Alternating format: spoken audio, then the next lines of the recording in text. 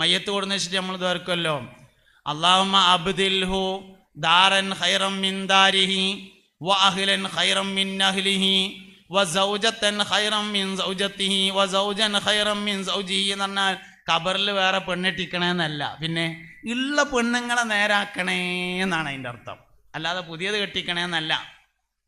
എന്ന മാതിരി തന്നെയാണ് നാഫിയായ ഇൽമിനെ തരണേ എന്ന് പറഞ്ഞാൽ അതിൻ്റെ അർത്ഥം നാഫിയായ മനുഷ്യനാക്കി തരണേ എന്നാണ്. നാഫിയായ മനുഷ്യനായാൽ അവൻ അറിയുന്ന എല്ലാ വിവരവും നാഫിയായിരിക്കും. ഹുജ്ജത്തുൽ ഇസ്ലാം അബൂ ഹാമിദുൽ ഗസാലി റളിയല്ലാഹു അൻഹു ആണത്രേ ലോക ചരിത്രത്തിൽ മാരണവിദ്യ എന്ന സിഹിർ പണി ഏറ്റവും നന്നായി പഠിച്ച ആള്. നാഫിയ ഇൽമാണോ ദാറാ ഇൽമാണോ എന്ന് ചോദിച്ചാൽ എന്താ ഉത്തരം? നാഫിയ ഇൽമാണ്. എന്തുകൊണ്ട്? പഠിച്ചത് ഗസാലി ആയതുകൊണ്ട് റളിയല്ലാഹു അൻഹു. ദാറാ ഇൽമാകും പഠിച്ചത് പണിക്കരാണെങ്കിൽ, നാഫിയ ഇൽമായി പഠിച്ചത് ഗസാലി ആയതിനാൽ റളിയല്ലാഹു അൻഹു. ഇതാണ് വ്യത്യാസം. അപ്പൊ നാഫിയായ മനുഷ്യനായി തീരണം. അതിന് 5 കാര്യങ്ങൾ സൂക്ഷിക്കണം എന്നാണ് പറഞ്ഞുകൊണ്ടിരിക്കുന്നത്. ഒന്ന്, നീയത്ത് ക്ലിയർ ആക്കണം. നീയത്ത് ക്ലിയർ ആക്കുക എന്ന് പറഞ്ഞതിൽ ഒരു സംഗതി ഉണ്ട്. നീയത്ത് ശരിക്കും ഇടയ്ക്ക് വെച്ചും ക്ലിയർ ആക്കാൻ പറ്റും. അപ്പം നമ്മൾ ബിസ്മിയെല്ലാം മറന്ന് ചോറ് കഴിച്ചാൽ എന്താ കാട്ടുക? ഒരു കോരിയും കൂടി ഇങ്ങോട്ട് ഇട്ട് പറഞ്ഞേണ്ട, അവസാനം അതിനായിട്ട് ബിസ്മി മറക്കരുത്. ഒരു കോരിയും കൂടി ഇട്ടിട്ട് ബിസ്മില്ലാഹി അവ്വലു ആഖിറു എന്ന് പറഞ്ഞാണ്ട് അവൻ കൂടിയും തിന്നങ്ങാണ്ട് ബിസ്മി അങ്ങോട്ടും ഇങ്ങോട്ടും എത്തിച്ച. ഇതേമാതിരി ദർസക്ക് പോകാൻ തുടങ്ങിയത് വാപ്പാൻ്റെ അടുത്ത് നിന്ന് തല്ല് കിട്ടിയിട്ടായാലും കുഴപ്പമില്ല, ബിസ്മിയിലണമാതിരി ഇപ്പോഴും നേരാക്കിയാലും മതി. അന്ന് സംഗതി അങ്ങനെയൊക്കെ ആണെങ്കിലും ശരിക്ക് നിയ്യത്തുകൾക്ക് അങ്ങനെ അവസരം തരുന്നുണ്ട് എന്നാണ്. അതിൻ്റെ ഏറ്റവും വലിയ ഉദാഹരണമാണ് ഹജ്ജ്. ഹജ്ജിൻ്റെ നിയ്യത്ത് ശരിയാക്കാനാണ് തോനെ സമയം ഉണ്ടാകുക. നിസ്കാരത്തിൻ്റെ നിയ്യത്ത് നിന്നതിൻ്റെ ശേഷമാണ് ശരിയാക്കണേ. നോമ്പിൻ്റെ നിയ്യത്ത് 12 മണിക്കൂറുണ്ട് ശരിയാക്കാൻ. ഹജ്ജിൻ്റെ നിയ്യത്ത് ശരിയാക്കാൻ ഒരു 3 മാസം ഉണ്ടാവും. അപേക്ഷ കൊടുത്തത് കല്യാണ നിശ്ചയത്തിന് ചെന്നപ്പോൾ ആൾക്കാർ ആചാരേന്ന് വിളിക്കുകയാണ്. ഇനി പോകല്ലാതെ എന്താ കാട്ടുക എന്ന് കരുതിയിട്ട് അപേക്ഷ കൊടുത്തതാണ്. കുഴപ്പമില്ല, 3 മാസം ഉണ്ട്. അതിൻ്റെ ഇടയിൽ പടച്ചോനെ അപേക്ഷ ഞാൻ അങ്ങനെയാണ് കൊടുത്തയച്ചാലും കയ്യൽവാക്കി പോകാനുള്ള റബ്ബേ അനക്ക് വേണ്ടിയിട്ട് തന്നെയാണ് എന്നുണ്ട് ഉറച്ചാൽ മതി. പോണതിൻ്റെ മുന്നേ അല്ലെങ്കിൽ ഫ്ലൈറ്റ് കയറിയിട്ട് എലംലം മീക്കാത്ത് വിട്ടിടക്കണതിൻ്റെ മുന്നേ ആയിട്ടുണ്ട് ഉറച്ച് കിട്ടിയാൽ മതി. അപ്പം അതുകൊണ്ട് ഇനി ഓതാൻ പോകാനും ഇടക്കൊന്ന് നിർത്തിയിരുന്നു കഴിഞ്ഞ റമദാനിക്ക്. പിന്നെയും വന്നത് വാപ്പാൻ്റെ നടി കിട്ടിയിട്ടാലും കുഴപ്പമൊന്നുമില്ല, ഇപ്പോൾ നേരാക്കിയാൽ മതി എന്നുള്ളതാണ് അതിൻ്റെ പ്രത്യേകത. അങ്ങനെ ഇങ്ങോട്ടൊക്കെ പറ്റും. രണ്ടാമത്തത് ഞാൻ പറഞ്ഞു, അൽ ഇഖ്ലാസു തലബാണ്, ആത്മാർത്ഥമായ അന്വേഷണം, അറിയാൻ വേണ്ടിയുള്ള അന്വേഷണം. ആരോടും പറയാനല്ല, വാദപ്രതിവാദത്തിനല്ല, സംവാദത്തിനല്ല, ഒന്നിനുമല്ല, അറിയാൻ വേണ്ടിയുള്ള അന്വേഷണം. മൂന്നാമത്തെ കാര്യമാണ് ഇക്റാമുൽ അസാത്തിദ, ഗുരുനാഥന്മാരെ ആദരിക്കണം. അല്ലാത്തവർക്ക് ഇൽമുണ്ടാവില്ല, ഇൽമു നാഫിയാവില്ല. ഗുരുവിനെ ആദരിക്കുക എന്നുള്ളതിൻ്റെ ഏറ്റവും നല്ല ഉദാഹരണം ബഹുമാനപ്പെട്ട അബൂ ഹനീഫ ഇമാം റളിയല്ലാഹു അൻഹു ആണ് എന്നാണ്. അബൂ ഹനീഫ ഇമാമാണ് ഏറ്റവും നല്ല ഉദാഹരണം. അബൂ ഹനീഫ ഇമാം റളിയല്ലാഹു അൻഹു തൻ്റെ ഉസ്താദിൻ്റെ വീടിന് നേരെ കാൽ നീട്ടിയിരുന്നില്ല എന്നാണ്. ഉസ്താദിൻ്റെ നേരല്ല, ഉസ്താദിൻ്റെ പെരൻ്റെ നേരെ കാല് നീട്ടുമായിരുന്നില്ല. മഹാനായ അബൂ ഹനീഫത്ത് നുഅ്മാൻ റളിയല്ലാഹു അൻഹുവിൻ്റെ വീട് കഴിഞ്ഞ് 7ാമത്തെ വീടാണ് ഉസ്താദിൻ്റെ വീട്.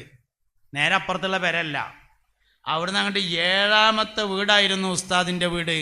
എന്നിട്ട് മൂപ്പര പെരയിലിരുന്നിട്ട് ഉസ്താദിൻ്റെ വീടിന് നേരെ കാൽ നീട്ടിയിരുന്നില്ല എന്നതാണ് ഇക്റാമുൽ അസാത്തിദ എന്ന് പറഞ്ഞ ഗുരുവിനെ ആദരിക്കുക എന്നുള്ളതിൻ്റെ ഏറ്റവും നല്ല ഉദാഹരണം. അതിൻ്റെ അപ്പുറത്തൊരു ഉദാഹരണം പറയാൻ കഴിയൂല എന്നുള്ളതാണ്. ബഹുമാനപ്പെട്ട സയ്യിദുനാ ജിബ്രീൽ അലൈഹിസ്സലാം മുസ്തഫ നബി സല്ലല്ലാഹു അലൈഹി വസല്ലമ തങ്ങളുടെ അടുക്കൽ മുതഅല്ലിമായി വന്ന ഒരു താരീഖ് എല്ലാ ഹദീസിൻ്റെ കിതാബിലുമുണ്ട്. തൂവെള്ള വസ്ത്രം ധരിച്ച് കാലിൻ്റെ മുട്ടോട് മുട്ട് വച്ചിരുന്ന് എന്ന് പറഞ്ഞാൽ അതിൻ്റെ അർത്ഥം ബാക്കിലേക്ക് മടക്കി വെച്ച്. മുട്ടോട് മുട്ട് ചേരണമെങ്കിൽ ബാക്കിലേക്ക് മടക്കി വെക്കണമല്ലോ. കാല് ബാക്കിലേക്ക് മടക്കി വെച്ച് ഇരുന്നു കൊണ്ട് യാത്രക്കാരൻ്റെ അടയാളങ്ങളൊന്നും കാണാനില്ല എന്ന് പറഞ്ഞാൽ ഹറി പറയില്ല. ആ പറയാനുള്ള പറയുന്നിട്ടും പോകാണ്ട് എന്നല്ല, പിന്നെ അടങ്ങി ഒതുങ്ങി ഇരുന്നിട്ട് ചോദിച്ചു. ചോദ്യം കഴിഞ്ഞു പോയപ്പോൾ സയ്യിദുന ഉമർ ഇബ്നുൽ ഖത്താബ് റളിയല്ലാഹു അൻഹു നബി തങ്ങളോട് ചോദിച്ചു, അള്ളാഹുവിൻ്റെ റസൂലേ സ്വല്ലല്ലാഹു അലൈഹി വസല്ലം, ആ വന്നതാരായിരുന്നു എന്ന് ചോദിച്ചപ്പോൾ പറഞ്ഞു, അത് ജിബ്രീലാണ്. എന്തിനാ വന്നതെന്ന് ചോദിച്ചപ്പോൾ പറഞ്ഞു, അതാക്കും ലിയുഅല്ലിമക്കും ദീനക്കും, നിങ്ങളുടെ ദീനിനെ നിങ്ങൾക്ക് പഠിപ്പിക്കാനാണ് വന്നത് എന്ന് പറഞ്ഞ അതിലൊരു പ്രധാനപ്പെട്ട ഒരാശയമുണ്ട്. നിങ്ങളുടെ ദീൻ നിങ്ങൾക്ക് പഠിപ്പിക്കാനാണ് വന്നത് എന്ന് പറഞ്ഞാൽ നിങ്ങളുടെ ദീൻ നിങ്ങൾക്ക് എങ്ങനെ പഠിക്കണമെന്ന് പഠിപ്പിക്കാനാണ് വന്നത്. രണ്ട് കാര്യങ്ങളുണ്ട്. ഒന്ന്, നിങ്ങളുടെ ദീൻ പഠിക്കുക എന്ന് പറഞ്ഞാൽ എന്തൊക്കെ കാര്യങ്ങളാണ് പഠിക്കേണ്ടത് അതതിലുണ്ട്. രണ്ട്, എങ്ങനെയാണ് പഠിക്കേണ്ടത് അതും അതിലുണ്ട്. എങ്ങനെയാണ് ദീൻ പഠിക്കേണ്ടത്? അപ്പോൾ ശരിക്കും അതിൽ മുത്തഅല്ലിമിൻ്റെ എല്ലാ ആദാബുകളെയും പാലിച്ചു.